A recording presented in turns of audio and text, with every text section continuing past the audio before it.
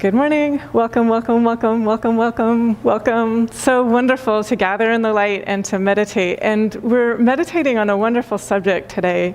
The subject is remember. So this comes from Lahiri, and it comes from advice, a teaching that Lahiri offers. And he says to all of us, do all of your work in the present while remembering life, life with a capital L.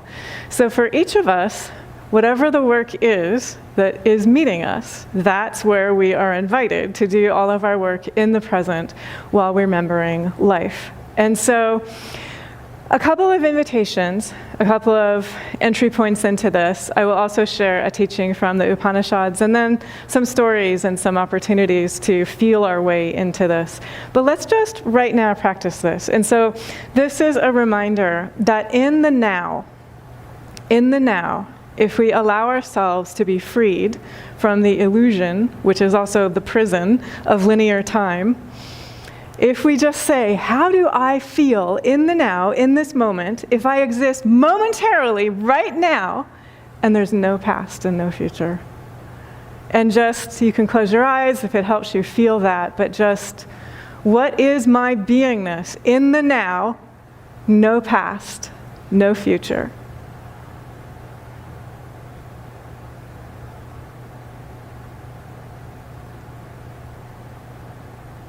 And different ways of saying and accessing this same direct fullness.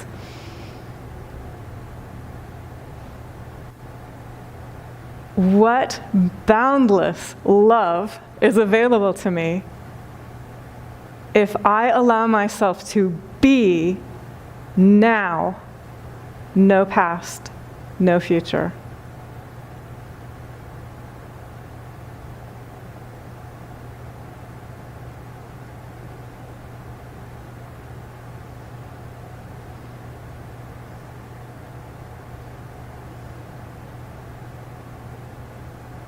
Okay, so I could just stay here forever, but I know the clock is also ticking. So one more entry point like this. And these are beautiful inquiries that we can give to ourselves in the midst of daily life. So you could be like riding in an elevator. You can ask yourself one of these questions on the way to a work meeting. You could be composing that thorny email that you don't really want to compose. You could ask yourself this question. You could be about to sing an amazing song. You could ask yourself this question. And you could feel directly the way that it connects us with the limitless. It connects us with eternal love. It connects us with divine consciousness. It connects us with resourcefulness and renewal and vitality. It connects us with infinite energy and kindness and clarity and awareness. So any form that this question helps you connect with the eternal beingness, that freedom, that effervescence, please ask yourself that question and really enjoy the way that it connects us with freedom and spaciousness and vitality right in that moment as we ask.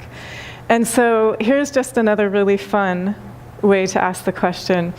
What playfulness and laughter and lightheartedness and wonder become present when I am now, no past, no future?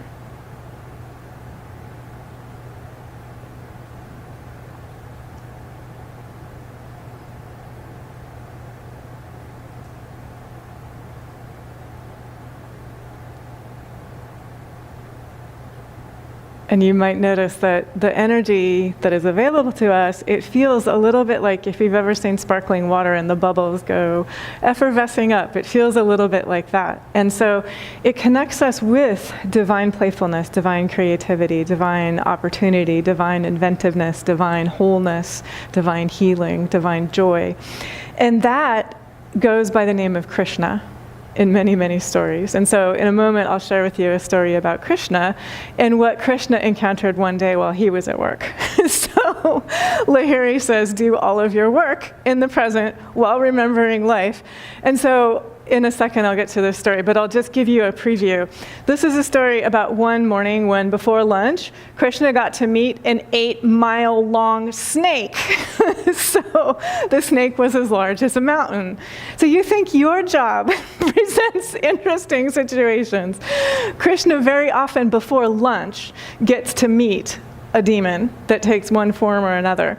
And in this particular story, it takes the form of this 8-mile-long snake. And just another preview, the 8-mile-long snake swallows all of Krishna's friends. So, okay, that's the preview. Now, the Upanishads remind us of the truth, as the stories about Krishna remind us of the truth. This is from the Amrita Bindu Upanishad.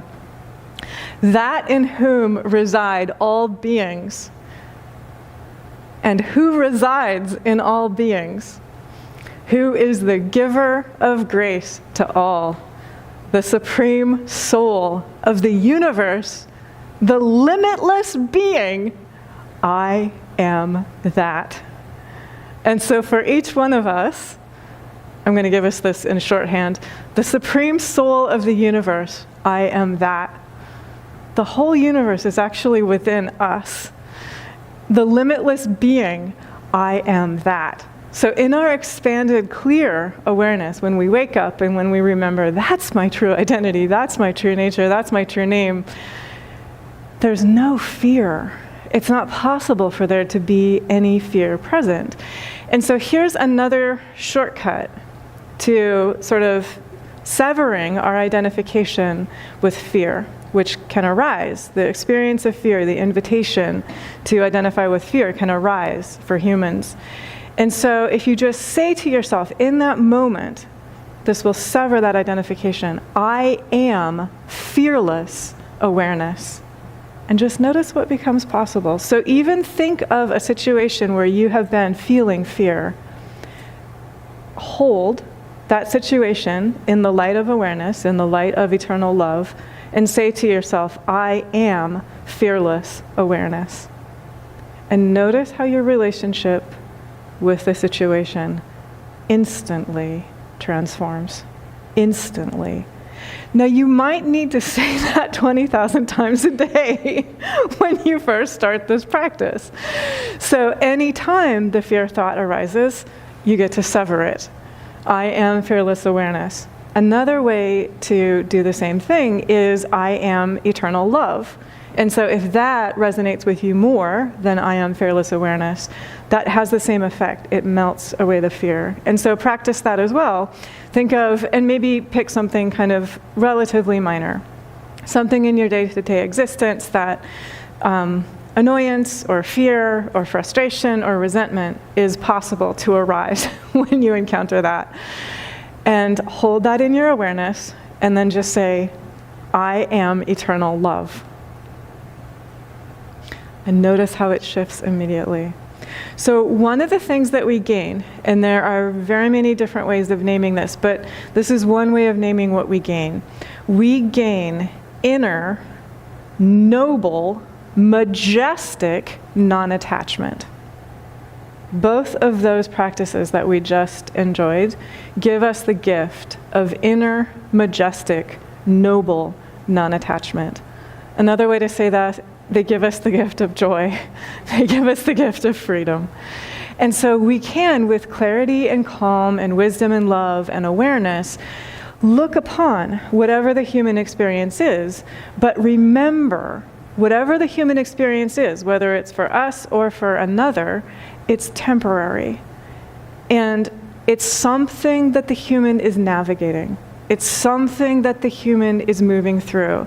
It's something that the human is negotiating. It doesn't define that human. It doesn't limit that human. It's temporary. Everything in the realm of time and space arises and departs. And so we are that which does not arise and does not depart. We are of the nature of no birth, which also means we are of the nature of no death. And so that's that immortal, fearless, eternal love, energy, remembrance, vitality that is each one of us in our true nature and in our true name. So I'm going to go back to the story about Krishna. So in this story, Krishna is working as a cowherd boy. So that's his work. And his friends are also working as cowherd boys. And one of the things that I particularly love about these stories about Krishna and the cowherd boys is they play as they work. And so that's an invitation for all of us to connect with that spirit and that energy of playfulness. So whatever the task may be, whatever the job may be, whatever the work conditions may be, however you feel about your work, if you can connect with that spirit of playfulness, that spirit of divine joy, that spirit of inner freedom, which is always with us, it will immensely lighten what could otherwise feel like a heavy human load. And so just keep that in mind. Krishna and the cowherd boys play as they work. And they're playing, they're working, and this giant snake, 8 miles long, as tall as a mountain, decides that it wants to destroy Krishna and also his friends. And so it forms its mouth into the shape of a cave. And all of Krishna's friends, and in some of the stories, all of the calves as well, go into this cave, which is really the mouth of this giant snake, and they're all swallowed. And so they're being digested by the snake. Krishna sees what has happened, and to help his friends, voluntarily, willingly, knowingly enters the mouth of the snake, knowing full well what he's doing.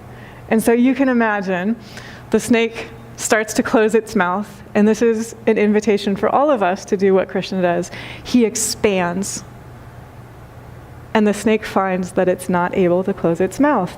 And Krishna expands some more, and the snake finds that it's not quite able to hold on to its snake form anymore. And it dies. And watch what happens next. The life energy of the snake is actually luminous and radiant once it leaves the form of the snake. And so there's this visible cloud, this visible light, this visible radiance, which is the life energy of the snake. Krishna and the cowherd boys and the calves escape the body of the now dead snake. The light is there. It's radiant, it's luminous, everyone can see it. That light enters Krishna's heart. So in these stories, even the being that was playing the role of the snake that was trying to destroy Krishna and the calves and Krishna's friends turns out in the end to take refuge in divine love and in divine playfulness. And so there are so many different ways to keep meditating on this story, but know every single one of us is held in the heart of divine eternal love. Whatever experiences we have had, whatever shape our life has taken, we are held in the heart of divine love. And we get to take refuge in the heart of divine love, and we don't have to wait. We can do it right now. And so for each one of us, we are invited, like what the snake does is it dives into Krishna's heart. And so for every one of us, we're invited to dive into the heart of divine love. And so just to have that willingness, just to have that joy, just to have that yes, Om, that yes, Om. And so just ask yourself, and I'm putting this playfully in a way that will hopefully make us laugh, which can help us remember, am I saying yes, Om, to life and to taking refuge in the heart of divine love? Or am I saying, nope, nah. So for each one of us, we're invited to ask. And if we find that there is a place where we've been saying, nope, nah, we're invited to transform that into yes, Om, and know that the heart of divine love in truth is the only reality. It is the only existence. It is the only beingness. It has been all along. And so this, I'm going to go back to We are of the nature of no birth. We are of the nature of no death. We are of the nature of undifferentiated awareness, the one that has no second, the love that has no limit, and the love that has no opposite. All of this is play of consciousness. All of this is a projection into the realm of time and space for us to have the experience, the seeming contraction, the jaws of the snake are about to crush me. And for every one of us, when it feels like the jaws of the snake are about to crush me, expand, expand, expand. That really is like sort of prime directive number one of human existence. How can I expand love? How can I expand kindness? How can I expand peace when the jaws of the snake feel like they're about to crush me? And then, after you move through it, when you look back on it, you realize all of that was held in the energy of divine love. All of it. Even when the friends were swallowed by the snake. Even when it seemed like the mouth of the snake was crushing Krishna. All of that was held in divine love. And so here I'm going to give us another playful, fun invitation to directly feel this. So you all have heard of invisibility cloaks, right? Harry Potter has an invisibility cloak. Lots of myths and legends have invisibility cloaks. In some of the myths and legends, it's actually like an invisibility helmet. In today's world, it could be an invisibility mask, right? So you'll be really glad to know scientists are working on this. They call it transformation optics. They consider it feasible, believe it or not. Not quite yet on the level of where they could cloak the entire starship in Star Trek, but they actually do consider this feasible. Okay, all of that's kind of just for fun, to make you laugh. We, in our human experience, are wearing the opposite. We are wearing a hyper-visibility cloak. And the hyper-visibility cloak allows us to identify with this. It allows us to identify with what you can see on the surface. It allows us to identify with the body. It allows us to identify with that funny little quirky, charming, adorable, hilarious collection of habits and opinions and beliefs that are your personality and my personality and every human personality. And the hypervisibility cloak is there to give you forgetfulness. Merry Christmas. It's there to give you the gift of forgetfulness. It's there to give you the gift of not remembering, I'm the supreme soul of the universe. What do I have to worry about? Anytime, anywhere.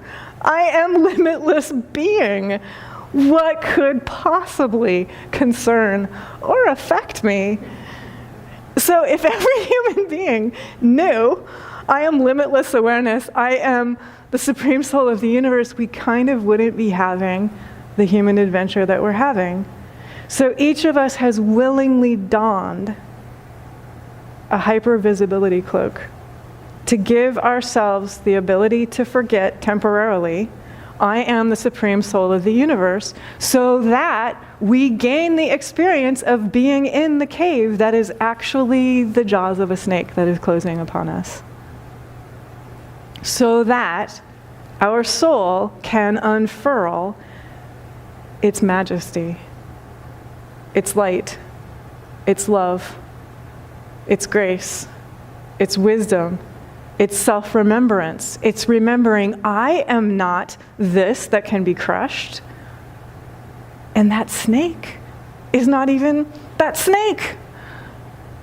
I am not this body. This is a platform that I am using to navigate the illusion of geographical distance and linear temporality. The body will be there. And so this can help us have a lot of compassion, but also freedom in relation to the body. The body will be there, and it will continue being a platform, and it will continue having whatever patterns that it plays out. Disidentify with the body. Be inwardly free in relation to the body, no matter what the body is going through. And then you have awareness. Like, this is just something that I'm using. It's like a game piece that I'm using to navigate. I'm using to move through the game of life. Humans can experience incredible pain. And so I don't mean to be blithe or glib about this or to say that this is easy, but to remind ourselves that whatever it is that we go through, very often our soul is inviting us to tap into that which is deeper. So if the body is experiencing pain, we are invited to tap into that which can never experience pain. And when we do that, when we are willing to move through whatever the human crisis, whatever the cataclysm, whatever the trauma is, bravely, the way that Krishna entered the mouth of the snake, what happens then is we learn, I am not that pain. I am far deeper than that. I am that which is never capable of experiencing pain. And when we do that, the same way that Krishna freed himself and everyone else at the same time, we make it possible for that balm, that healing, that salve, that wholeness, that self-remembrance to share through us with absolutely everyone. And so I will tell one story, and this is a true contemporary story about a brave and wonderful human being standing on a commencement stage. So he's giving a speech to people who are graduating. And you know the kinds of things people usually talk about at graduations, right? Okay, he decided to take a different tack. He decided to name that the human experience includes trauma. And so he publicly shared when he was a young boy, he went to visit his grandmother. And his grandmother had been staying with his uncle. He was a young boy, and so he slipped past all of the adults, and he opened the room where his grandmother was staying, and he found her half naked, tied to a bed, and her eyes were wild with terror. And he was speechless and powerless. He was like a little boy. He didn't know what to say and how to help her. And so standing on this commencement stage, he said, for each of us, this is what we are invited to do. And he quoted Alice Walker, who talks about overcoming speechlessness. Each of us is invited to move through the pain, move through the trauma, move through that which seems so horrible that it seems it cannot be named, it cannot be described. And when we do that, what we find on the other side of that is healing. What we find on the other side of that is sunshine. What we find on the other side of that is that every other human on the planet has also experienced trauma, has also experienced pain. And then we stand in the sunshine and we find ourselves able to do what he did. So his family was able to take care of his grandmother. They were able to provide safety and comfort and healing and love for her. And his final action was to sing to her. And so each of us, we are invited to do everything we possibly can to create no pain for others. And to be incredibly strong and clear and brave, knowing that when we connect with eternal love within ourselves, it allows us to move through and face the trauma and transform it. And on the other side of that, we find we are standing in the light and we are holding the hands of every other human on the planet, because there is not a one of us that has not felt terror, that has not felt abused, that has not felt separate from what we most love. And so every single one of us is invited to move through the fear, move past the pain, step forward into the sun, reach out hands of light. Allow yourself to take the hands of light of everyone on the planet The light is there within everyone. The light is there within everything.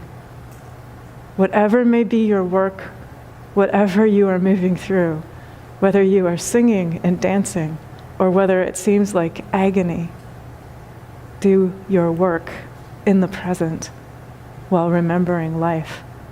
Do your work in the present, remembering I am eternal love. Do your work in the present, remembering I am the supreme soul of the universe. Do your work in the present, remembering I am the beloved child of God. And so is everyone else.